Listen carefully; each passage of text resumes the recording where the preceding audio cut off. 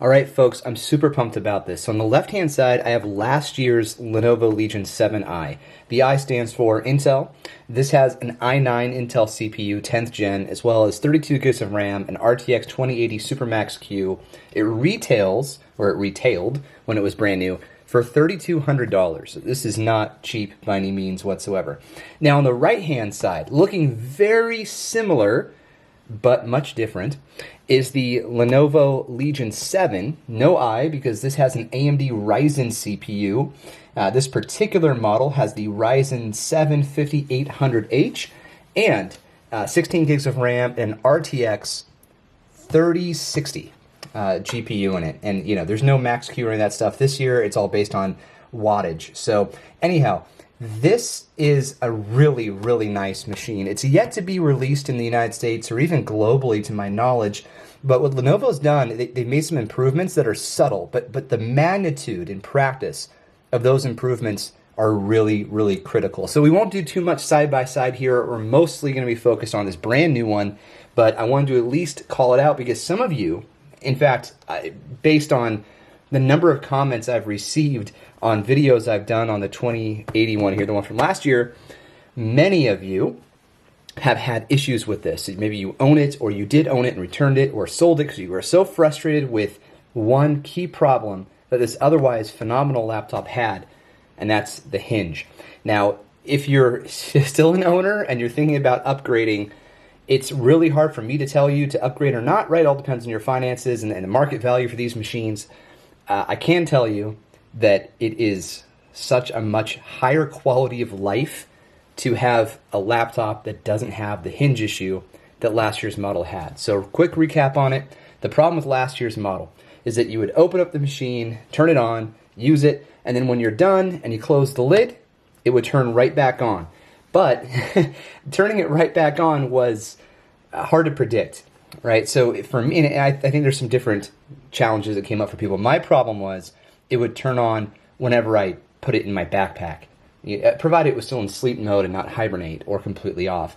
And of course, that sucks because you're putting a laptop that has really critical components in it that you don't want to have overheat into a backpack, and then it turns on. So yeah, that's not good. So anyway, let's do a quick side-by-side comparison. So number one, starting off here on the back of the machines, we're going to find the majority of the ports. The biggest difference that Lenovo made, I actually pointed this out in my video, and it'd be really cool if Lenovo called me and said, it's because of you. But Lenovo's now illuminated these icons, letting you know precisely what's here.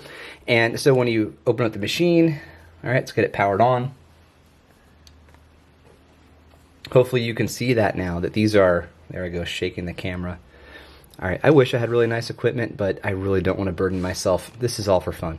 Okay, so this is now illuminated, everything but the power icon. Now, last year they were illuminated, but not as brightly, and it was the same problem, no power icon illumination. So it just doesn't make sense to me that you're going to light everything up except for the power icon, but there could be some technical engineering thing in here that I don't know about. Okay. So, back to the top. Now, these two machines are very similar on the top in the way they look. You have the hinge, then you have a drop where you have all the back ports. You have your Lenovo badge and then your Legion badge. This year, they made the Legion badge a little bit smaller. They've kept the Lenovo badge to be effectively the same, in the same spot, the same size, and I like that because I really think this is a classy look. Now, you'll notice that the hinge is a smaller mechanism this year.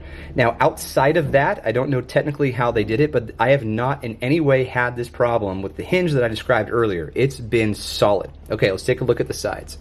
So, let me flip it around. Bada bing, bada boom. Okay, so number one, aluminum on the top for both machines, okay? So they're both aluminum on the top, but on the bottom, you have aluminum on the new one, but not on the old one. So, ports. Okay, I don't know how I'm gonna do this. I should have planned ahead. Okay. Yeah? No? Stack? We're going stack. Okay. Hear the garbage truck behind me? This is very classy. Okay, so on last year's model, you had two USB-C Thunderbolt ports, or sorry, one Thunderbolt, one standard USB-C, and a headphone jack. This year, USB-C 4 and a headphone jack, no Thunderbolt on this side, okay? Otherwise, they look the same. Okay, I've got like 10 pounds of laptop here. Huge improvement on this side, because now what you have is a magnetic, or electronic rather, think shutter. So if you want to have privacy on your camera, you flick the switch into this left position, the camera turns off. And then you have USB-C, no USB-A this year. Again, the new machine's on the top. It's mostly for me so I don't confuse myself. Okay, slight rearrangement here. On the top, the new one, we now have Ethernet on the left-hand side, USB-C, 2 USB-A ports, HDMI, another USB-A, and then your power port. And last year's model, the layout was a bit different, and the confusing thing again is the power port being next to this other, I think this is a Kensington lock. It's like, who uses those? But anyway, it was like, you kind of figure it's going to be here. Well, Lenovo figured that out and put it here this time. So that's pretty awesome. You maintain the Ethernet port, which is really helpful. Okay, now, the bottom. Oh my gosh. All right, I'm gonna have to flip these around for continuity's sake. Boom, boom. So notice how throughout all of this, the new one hasn't turned itself on. This one would have if it were not in hibernate right now. Okay, comparison. Black versus a dark gray. This is plastic, this is aluminum. That's the big difference. Otherwise, I mean, some changes to the feet padding, of course. There's still a honeycomb grill. I got that right, honeycomb. Yes, if you watch previous videos, I can never get that right.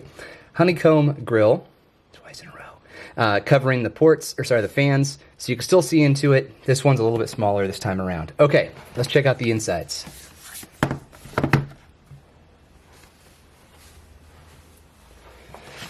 I think what you're going to notice, and hopefully it impresses you as much as it impressed me, is the display size difference.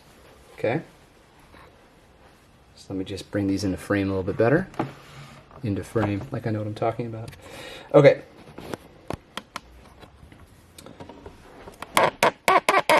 There we go. Oh gosh, that's a brutal sound. Okay, so what we have here, again, the old one on last year's model on the left. This is a 15.6-inch display, so you have a big giant chin on the bottom.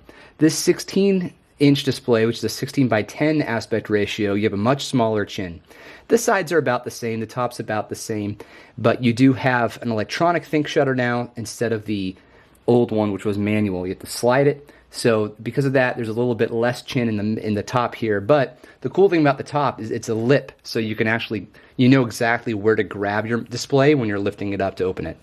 Okay, keyboard is effectively the same, feels the same, layout's the same.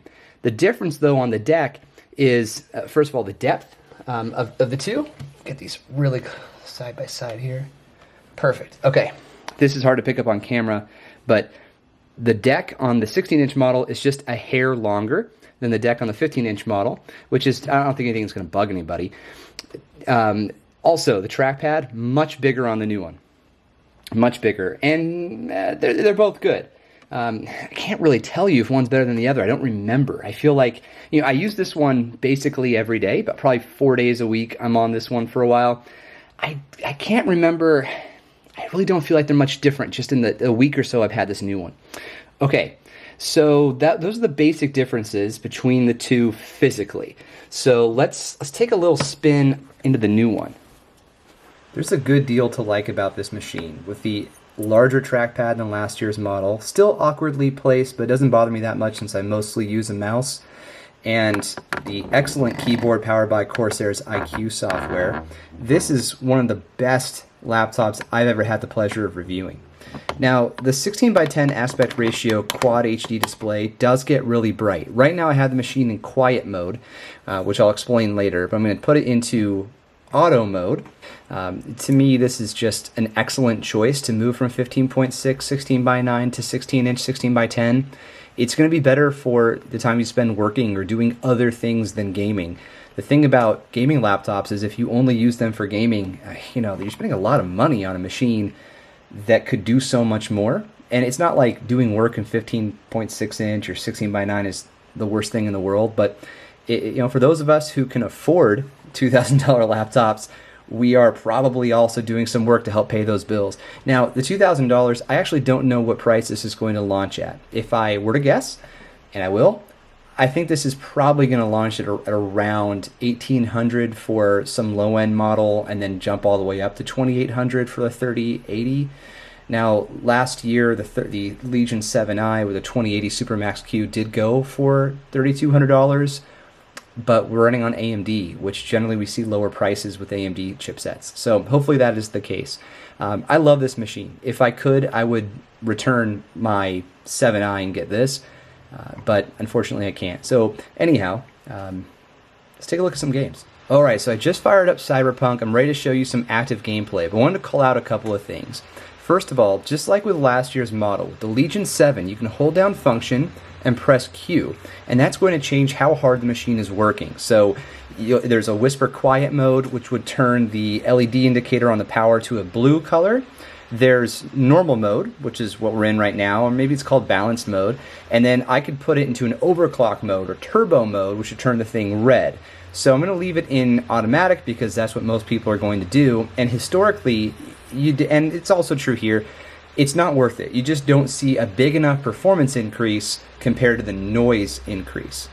Now, I'm actively speaking, so my decibel meter is reading higher, because apparently I'm loud, and I have the microphone pointed up. So I just can't position the microphone in such a way with my setup that it's pointed, it's close to me, but you can read it, so that it would be sort of like what you're hearing. But as far as relativity, you'll understand once I stop talking and I play the game for a minute, you'll see kind of how hard the PC is working, the fans, how loud the fans are, and just sort of like what the general noise is going to be. Last thing I'll mention is, I know it's hard to read, right? So up here in the upper left-hand corner, because this is a QHD display, Steam's built-in FPS meter is just not easy to read from this camera. So I'll occasionally read it out loud and let you know kind of how things are going. Now, I'm not very good at this game. I'm at near kind of the beginning. I'm in a gunfight in a car, so things are moving quickly. I have everything set to NVIDIA's recommended settings. So just to give you a peek, we are in a Quad HD, so 2560 by 1600. Full screen. VSync has been turned off. There is no limit or cap on the FPS. I'm effectively running everything on a mix of high and low, a couple of mediums. So I don't, and DLSS is on performance mode. So ray tracing is off. That sucks. All right, we may have to turn that on just to see how things go. So enough talking, away we go. 72 frames per second.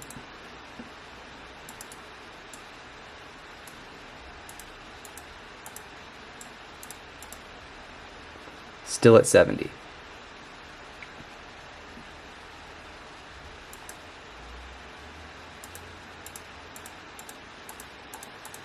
$77.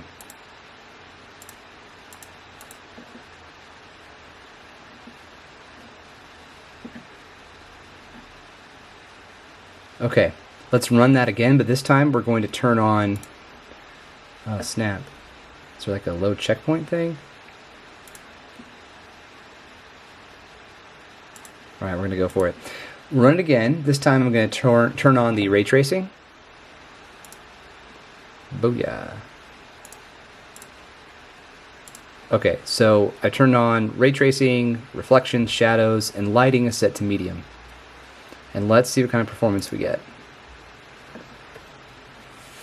Down to 46 frames per second.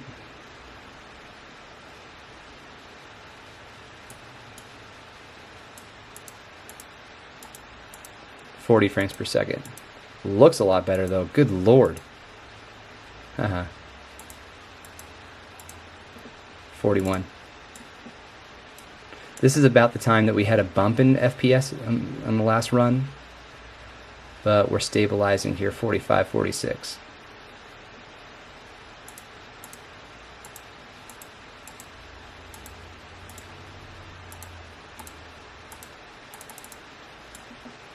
All right, this looks way better. So we may have to tweak a couple of other things, but I think this looks really good with the ray tracing turned on.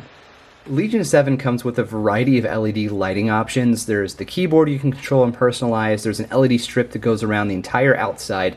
the rear exhaust and the side exhaust will also shine light down on your surface. There's the side, here are the two rear exhaust shining light. And you can control all of this using the course, oh, there's one more. Okay, so the Legion badge on the Legion Y also lights up. Okay, you can control all of this using the Corsair IQ software that ships with this machine. But if you uninstall that software, you may see an uptick in battery life. Now, I'm speaking from experience using the 2020 model for so many months, and I did a video on this, but I believe you save something like 20-25% battery if you were to, it depends on your use case, but if you were to just uninstall IQ entirely. Now, you can, of course, still control the lighting to a degree if you don't have IQ installed. There are some pre-built hardware-driven functions. So by holding down the function key, you'll notice that particular keys light up. These are keys that can do other things, like multimedia, control keyboard brightness. Function Q adjusts the power settings. We talked about that before. Function R will disable the 165 Hertz and clock the display down to 60 Hertz to help you with the battery life. You don't really need 165 when you're not gaming. Anyhow, but function spacebar will change those predetermined or pre-written programs for the lighting. Okay, so then function space again. This is off. Now I have it on. Here we go. It does a spiral rainbow. Do it again, I get a static blue. Do it again, I get a reaction, I believe. Yep, and then this is just sort of like a raindrop kind of effect. So forth and so on. So what I would recommend is just keep the IQ installed, and you may as well use it. Or choose one to use it. So if you go into the taskbar and you quit the program, right, or you just launch it when you want to, if the program's not running, you're not having the battery drain effect. And then you can just stick with whatever you want, any of these pre-built functions. But if you do want to create a lighting scenario, maybe you want WASD colored up or something, different colors, certain media keys, maybe you want those a certain color, like the screen brightness or the volume settings. I totally get that. I do stuff like that too sometimes on other machines. You can do that and then just run IQ when you want to see all those functions happen. So it's totally up to you. Now, final thoughts on this machine. So I don't know the price yet or the release date. There's a chip shortage. We're having trouble getting machines, that kind of thing. But Lenovo's the biggest laptop manufacturer in the world. If anyone, I don't know this for certain, but I imagine with their supply chain capabilities, they should be able to produce laptops and make them available to those who want them. So hopefully this whole chip thing doesn't affect Lenovo, and hopefully the whole thing ends soon. But I like this. In fact, I wish I could return my 7i and buy this. Even though it's not as powerful, I imagine. I haven't done a side-by-side test yet, but it's a 3060 versus a 2080 Supermax Q. So they're probably not comparable, but it's just the overall package is so much better. And living a week with this and not having the hinge issue it's really hard to put into words how much more just reliable I feel about the machine. Like, I've built a habit of closing the lid on my 7i, putting it in my bag, and then staring at my bag for 10 seconds to make sure that the machine didn't turn itself back on. And of course, many times it does, and then I have to pull it out of the bag, open it back up, close it, and then very carefully put it back in the bag, and then again stare at it for 10 seconds. That may not sound like, oh man, that's a big problem, but it's that quality of life. And when you spend the kind of money that laptops cost, these type of laptops, you want that reliability. So I feel very confident that this thing is not going to turn itself back on when I put it in my bag. But I will point out that this is in my bedroom most nights, and I did notice it turned on. And so, all the lights start blaring. It's purple everywhere in my room. They're very bright lights. And then it just turned itself back off sometime in the middle of the night. It didn't wake me up. I was already awake. Maybe it was like 12:30 in the morning. So anyhow, who knows how often it happens, and it doesn't wake me up, so it may not be a big deal. But if you're sensitive to that type of stuff, FYI, I guess don't sleep with it, and the pillow next to you. So, okay. That's what I've got so far. Hopefully I can do some more testing before I have to send this back, but thank you, Lenovo. Thank you for making these changes. Thank you for letting me borrow this laptop for this review. Thank all of you for watching, and please subscribe. And that's it. Cheers.